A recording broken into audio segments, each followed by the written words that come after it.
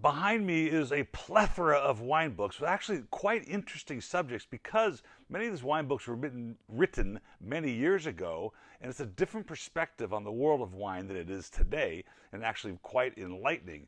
So I found this book, which is by Dr. Murray, and it's actually a transcribed book from France about 1974, Edition de Jour.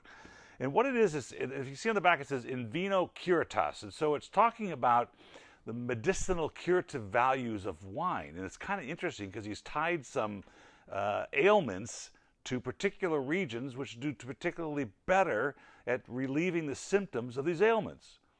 And so when you consider that after the 12% or 15 or 14% alcohol a bottle of wine has, about 95% of what's left is water.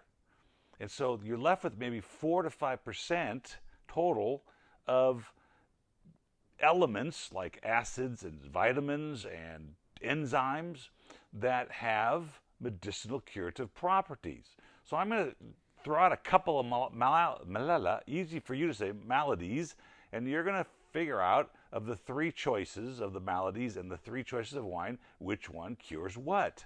Okay, here's an example. I just did this with Karen Cakebread of Ziara Wines, and she got them. Well, she didn't do so well. All right, so if you have, for instance, diarrhea, would you take a young Beaujolais, a Medoc, or a Saint-Emilion? You would have a young Beaujolais. And the prescribed dosage of young Beaujolais, if you have diarrhea, is 4 glasses a day. Okay? All right, next one, gout. If you have gout, would you take Sancerre, Champagne, or a Côte de Beaune, which would be a Pinot Noir? That's wrong. It's Sancerre. The dosage would be, again, 4 glasses. All right, last question.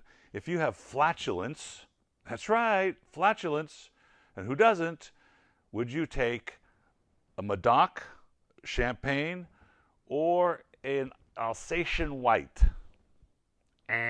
That's right, Alsatian White is the right answer.